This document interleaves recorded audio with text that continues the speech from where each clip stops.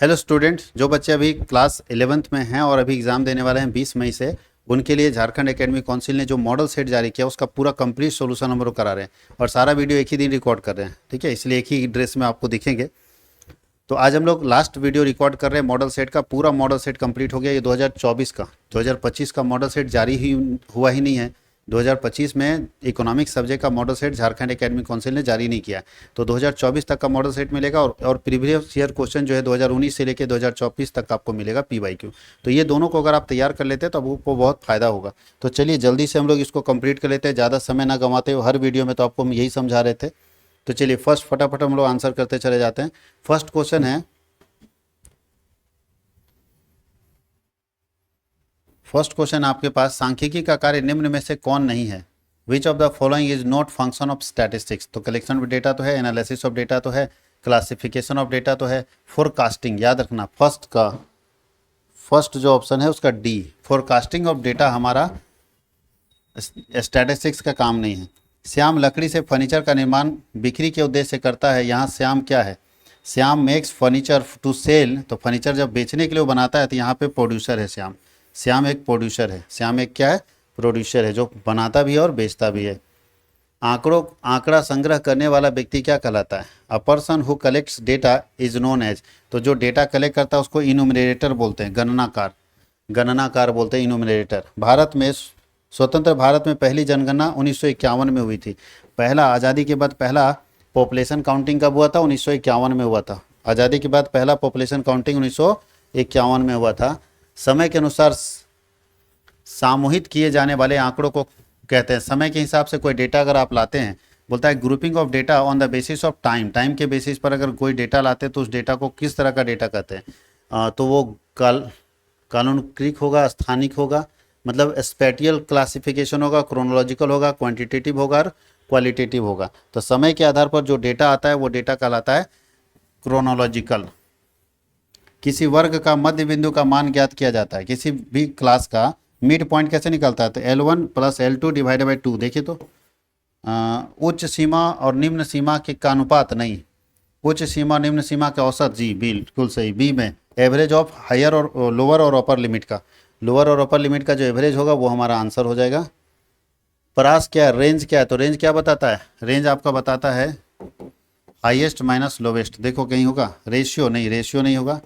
Difference, हाँ, difference between maximum and minimum observation, ये सही है। रेशियो ऑफ मिनिमम मैक्सिमम नहीं है, डिफरेंस। विथ आरेख क्या है? बोल सकता है पाई डायग्राम क्या है? तो पाई डायग्राम एक बाई डायमेंशनल डायग्राम होता है। पाई डायग्राम एक बाई डायमेंशनल डायग्राम होता है, या इसको यूनी डायमेंशनल डायग्राम भी बोल सकते हैं। पाई क्या होता है? तो पाई एक है यूनी डायमेंशनल डायग्राम, बाई नहीं बोलिए, यूनी डायमेंशनल डायग्राम एक ही डायमेंशन को शो करता है। आयत चित्र के माध्यम से ज्ञात किया जाता है। What can be found by histogram? Histogram से आप क्या निकाल सकते हैं? मीन, मीडियन, मोड और नन ऑफ दीज। तो हिस्टोग्राम से आप क्या निकाल सकते हैं? तो मोड निकाल सकते हैं। वित्त आरेख में वित्त को 100 बराबर भागों में बांटा जाता है, जिसे प्रत्येक भाग का अंश होता है। अगर वित्त आरेख को 100 पार्ट में बांटेंगे, पाई डायग्राम को 100 पार्ट में बांटेंगे तो एक पार्ट का कितना हिस्सा होगा? एक पार्ट में कितना होगा बताइए? अगर 100 पार्ट में पाई डायग्राम को बांटेंगे तो खुद देखिए ना, 360 डिग्री का पाई चार्ट होता है ना, उसको 100 से भागा दे दीजिए तो 10 से 10 तो 3.6 डिग्री। तो इसका मतलब है 3.6 डिग्री। दिए गए आंकड़ों का मोड निकालना है। तो मोड कैसे निकालते हैं? जो सबसे अधिक बार आने वाली संख्या है। इसमें सबसे अधिक बार आने वाली संख्या कौन है? जो सबसे अधिक बार आ रहा है आपका 15। एक बार 15 नहीं है, 15 नहीं होगा। 52 देखो, एक बार 52 भी नहीं होगा, एक ही बार आया। 26 देखो, एक बार आया, दूसरा बार आया, तीसरा बार आया, 26 से होगा। 10 देखो तो 10 है, ये नहीं है इसमें, तो ये भी नहीं होगा। तो 26 हमारा सही आंसर है, जो एक से ज़्यादा बार आया। चतुर्थक वह मान है जो दिए हुए आंकड़े को बांटती है। Quartile is a major which divides data into 4 parts. Quartile में कितने पार्ट में बांटते हैं? 4 पार्ट में। तो 4 पार्ट में, सी ऑप्शन है। क्वार्टाइल में हम लोग 4 पार्ट में बांटते हैं डेटा को। निम्नलिखित में से माध्यिका की एक विशेषता कौन सी है? Which of the following is one of the features of median? Median यह आंकड़ों को 2 भाग में बांटती, ये विशेषता है। यह आंकड़ों को 4 भाग में बांटती नहीं, आंकड़ों को चरम मान नहीं, आंकड़ों को नहीं, पहला वाला ही होगा। निम्न दिए गए आंकड़ों का परास ज्ञात करना। परास मतलब रेंज निकालना। और रेंज निकालने के लिए हम लोग क्या करते हैं, रेंज बराबर होता है हाईएस्ट माइनस लोवेस्ट। तो बताइए इसमें हाईएस्ट संख्या कौन है, 150, लोवेस्ट कौन है 20। इसका मतलब 150 माइनस 20 करेंगे तो 130 हो जाएगा इसका रेंज। इसका रेंज कितना होगा 130। तो नीचे ऑप्शन में 130 दिया होगा, वही हमारा आंसर होगा। नीचे ऑप्शन में 130 दिया रहेगा, वही हमारा आंसर होगा। ऑप्शन भी देखने की जरूरत नहीं, देख लीजिए 130 होगा, सी ऑप्शन। निम्न में से कौन वितरण की असमानता को मापता है, which of the following measures in equality of distribution. Distribution के इन इक्वालिटी को कौन मेजर करता है, तो डिस्ट्रीब्यूशन के इन इक्वालिटी को मेजर करने वाले को हम लोग बोलते हैं लॉरेंज कर्व। क्या बोलते हैं, लॉरेंज कर्व। दिए गए आंकड़ों के मानक विचलन की गणना कीजिए। इसका हम लोग स्टैंडर्ड डेविएशन निकालना है। तो स्टैंडर्ड डेविएशन के लिए क्या करना पड़ता है बताइए, सबसे पहले मीन निकालना पड़ेगा और मीन से फिर डिफरेंस निकालना पड़ेगा। लंबा थोड़ा चलेगा। सबसे पहले चलिए लिख लेते हैं 4, 5, 6, 7 और 8। तो पहले इसका मीन निकाल लो। 5 4 9 9 6 15 15 और 7 22 8 30 30 हो गया। एन बराबर कितना हो गया, यानी सिग्मा एफ हो गया 30 और एन बराबर हो गया 3 2 5। तो मीन हमारा हो गया 6। ठीक है, अब 6 जो हमारा मीन है उससे हम डेविएशन निकालेंगे। तो डी बराबर क्या होगा, तो 6 से सब में तो -2 हो जाएगा, इसमें -1 हो जाएगा, 0 हो जाएगा, +1 हो जाएगा, +2 हो जाएगा। अब हम लोग ये एफ है, ठीक है, अब क्या करना है, इसका स्क्वायर करिए, d² निकालना है। तो इसका 4 1 0 1 और 4 तो हो जाएगा 10। अब फॉर्मूला लगाइए, स्टैंडर्ड डेविएशन बराबर क्या होता है, तो स्टैंडर्ड डेविएशन बराबर होता है √ सिग्मा d²x/n। तो सिग्मा d²x 10 है और n बराबर कितना है, n बराबर 5 है, तो 2 हो जाएगा √2। √2 को तोड़ेंगे तो क्या आ जाएगा, √2 निकाल लीजिए जो वैल्यू आता है। फिर क्या करना है, बस तो स्टैंडर्ड डेविएशन निकालना है। तो देख लीजिए रूट का अंदर 2 कर दीजिए, कितना आता है, √2 निकाल के देख लीजिएगा, जो आंसर आएगा वो लिख दीजिएगा। ठीक है, √2 निकाल के देख लीजिएगा, जो आंसर आएगा वो लिख देना आपको। निम्नलिखित में से दो चरों के बीच किस प्रकार के सहसंबंध को बता रहा है, ये किस तरह का कोरिलेशन को बता रहा है, तो ये बता रहा है आपके बीच में परफेक्टली पॉजिटिव कोरिलेशन को। ये जो लाइन है वो शो कर रहा है परफेक्टली पॉजिटिव कोरिलेशन को। परफेक्टली पॉजिटिव कोरिलेशन को ये पिक्चर शो कर रहा है। इसी पिक्चर को हम लोग बोलते हैं स्कैटर डायग्राम। पियर्सन सहसंबंध का गुणांक का मान होता है the value of Pearson coefficient correlation is. तो पियर्सन का कोफिशिएंट हो या किसी का भी कोफिशिएंट हो, कोफिशिएंट का जो आंसर है वो +1 से -1 के बीच में आएगा। कोफिशिएंट का आंसर जो है कोरिलेशन का +1 से -1 के बीच में आएगा।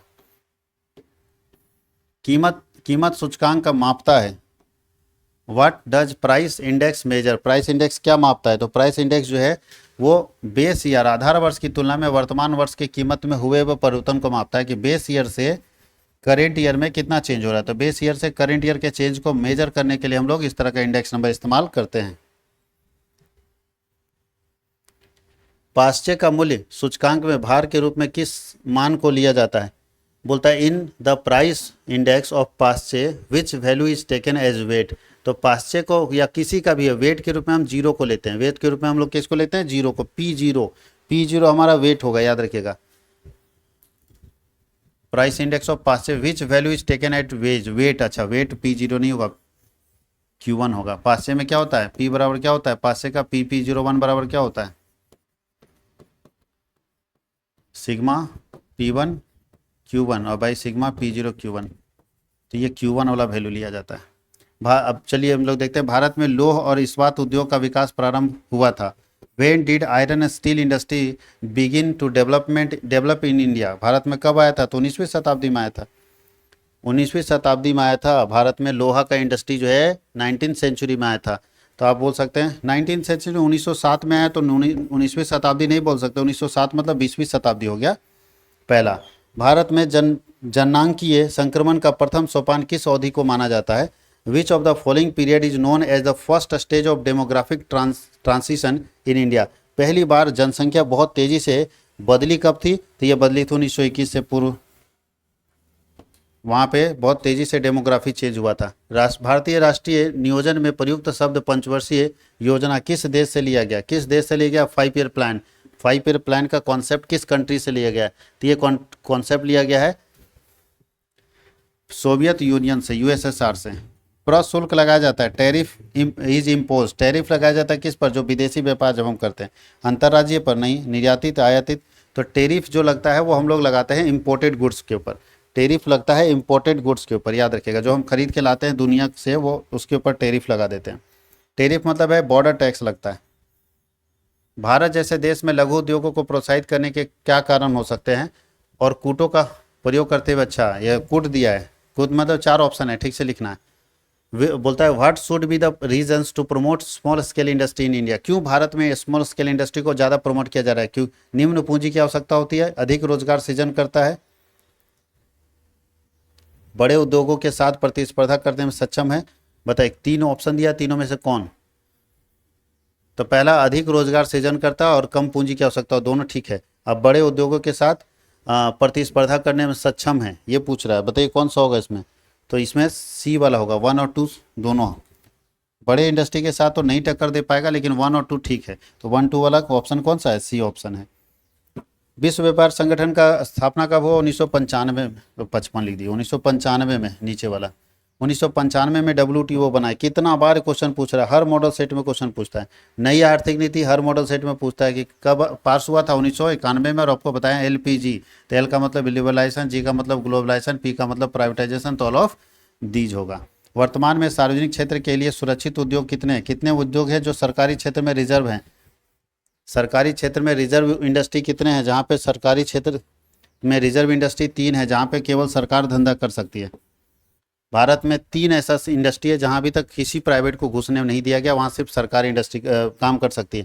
और ये जो 6 मारे थे ना, वो मारेंगे, याद रखिएगा, जब पूछेगा कि कितने इंडस्ट्री भारत में ऐसे हैं जिसको खोलने के लिए लाइसेंस लेना पड़ता है, तो 6 इंडस्ट्री को खोलने के लिए लाइसेंस लेना पड़ता है। 6 इंडस्ट्री को खोलने के लिए लाइसेंस। भारत सरकार ने शिक्षा का अधिकार अधिनियम कब पास हुआ? 2005 में बना था, 2005 में, लेकिन लागू इसको कब किया गया है? तो लागू किया गया 2000, हालांकि 9 बोलिए, 2005 में RTI आया था। तो शिक्षा का अधिकार, राइट टू एजुकेशन 2009 में आया, सॉरी, राइट टू एजुकेशन 2009 में आया। विश्व ज्ञान अर्थव्यवस्था के श्रेष्ठ प्रयोग का करने वाला देश कौन है? नॉलेज को सबसे बेहतर इस्तेमाल करने वाला कंट्री पूरी दुनिया में कौन है जो नॉलेज को सबसे बेस्ट इस्तेमाल करता है? तो आयरलैंड। ज्ञान अर्थव्यवस्था को सबसे बेहतर तरीके से इस्तेमाल करने वाला देश कौन है? आयरलैंड है। मानव पूंजी के संदर्भ में निम्न कथन का और कारण पर विचार कीजिए। Consider the following assertion and reason regarding human capital. तो मानव पूंजी अदृश्य होती है और यह धारक के मस्तिष्क में रची बसी है। अब ये बताइए, दोनों तो ठीक ही लग रहा है, तो इसमें क्या सही होगा? जी, A और R दोनों सही है, और R A की सही व्याख्या करता है। सी ऑप्शन ठीक है, क्योंकि दोनों सही। मानव पूंजी अदृश्य है, कोई देख नहीं सकता, और यह धारक के मस्तिष्क में रची और बसी है। ऑपरेशन फ्लड का संबंध किससे है? फ्लड ऑपरेशन किससे रिलेटेड है? दूध के उत्पादन से, मछली के उत्पादन से, फल के उत्पादन से। तो ऑपरेशन फ्लड जो है वो दूध के उत्पादन से संबंधित है। पर्यावरण मित्र प्रौद्योगिकी का संबंध निम्न में से कौन है? Eco friendly technology is related with. Eco friendly technology का मतलब है कृषि में बिना खाद और कीटनाशक प्रयोग, कृषि में रासायनिक, और कृषि में रासायनिक खाद का प्रयोग, और कृषि में जैविक खाद। इको फ्रेंडली का मतलब है कृषि में जैविक खाद। इको फ्रेंडली का मतलब है कृषि में जैविक खाद। यूज बायो कंपोस्ट इन फार्मिंग। भारत में अधिकांश श्रमिकों को रोजगार का स्रोत निम्न में से क्या है? ज़्यादातर लेबर किस फील्ड में लगे हुए हैं? What is the main source of employment in the labour in India? तो प्राइमरी सेक्टर में सबसे ज़्यादा लगे हुए, सबसे ज़्यादा। अच्छा, A और B दोनों दिया हुआ है ना, तो सबसे ज़्यादा लेबर किस सेक्टर में लगे हुए काम करने में? तो सबसे ज़्यादा लेबर, हालांकि B और C दोनों दिया है, तो सबसे ज़्यादा लेबर प्राइमरी सेक्टर में है। सबसे ज़्यादा लेबर कहाँ पे? प्राइमरी सेक्टर में। निर्माण मजदूर निम्न में से क्या कहलाते हैं? जो कहीं निर्माण का काम कर रहे हैं, कंस्ट्रक्शन का काम, लेबर जिसको बोलते हैं, वो होता है डेली वेजेस, दिहाड़ी मजदूर। वो दिन में कमाएगा, शाम में पैसा चाहिए। नवीनीकरण संसाधन का एक उदाहरण बताइए। An example of renewable source. Renewable source मतलब है ऐसा सोर्स जिसको फिर से रिन्यू किया जा सकता है। तो रिन्यूएबल सोर्स कौन होगा? तो वनों में पेड़ और समुद्र में मछलियाँ, ये रिन्यूएबल होता है। बिल्कुल सही है, दोनों। वन में पेड़ अपने आप उगते रहते हैं, कटता है, उगता, कटता, उगता, और मछली आना आता है, मतलब निकाला जाता है फिर जन्म लेता है, निकाला जाता है फिर जन्म लेता है। चिपको आंदोलन का उद्देश्य क्या था? हिमालय पर्वतों में वनों का संरक्षण। चिपको आंदोलन का उद्देश्य था हिमालय के पर्वतीय क्षेत्रों में वनों का संरक्षण। वैश्विक उष्णता का प्रमुख कारण क्या है? क्यों ग्लोबल वार्मिंग बढ़ रहा है? ग्लोबल वार्मिंग बढ़ने का मेन रीजन क्या है? तो ग्लोबल वार्मिंग बढ़ने का मेन रीजन है ग्रीन हाउस गैसों का उत्सर्जन। आप लोग सुने भी होंगे, ग्लोबल वार्मिंग बढ़ने का मेन रीजन है ग्रीन हाउस गैसों का उत्सर्जन। चीन के ग्रामीण क्षेत्रों में प्रारंभ किए गए कम्यून का संबंध किससे है? कम्यून जो स्टार्ट हुआ है चीन में ग्रामीण क्षेत्रों में, उसका संबंध किससे है? तो उसका संबंध है सामूहिक खेती से, कलेक्टिव फार्मिंग से। और मानव विकास संकेतकों के आधार पर निम्न में से कि कौन सा देश सबसे पहले है? अगर हम ह्यूमन डेवलपमेंट इंडेक्स की बात करें तो दुनिया में सबसे ऊपर देश कौन है? तो ह्यूमन डेवलपमेंट इंडेक्स में सबसे ऊपर जो है वो चीन है। ह्यूमन डेवलपमेंट इंडेक्स में सबसे पहले प्लेस पर कौन है? चीन है, क्योंकि भारत उससे नीचे है, ये दोनों तो पीछे ही मेरे से चल जाएगा। तो ये 4 ऑप्शन में से चीन हमारे से ह्यूमन डेवलपमेंट इंडेक्स में आगे है। तो ये हम लोगों ने पूरा मॉडल सेट आपके लिए कंप्लीट कर दिया। आप देखिए और जो अच्छा लगता है वो कमेंट सेक्शन में जरूर लिखिए, जो आपको चाहिए कमेंट सेक्शन में लिख दीजिएगा। तो अगर ज़रूरत होगा, पॉसिबल होगा तो उसको ज़रूर हम लोग आपके पास अवेलेबल कराएंगे। Thank you.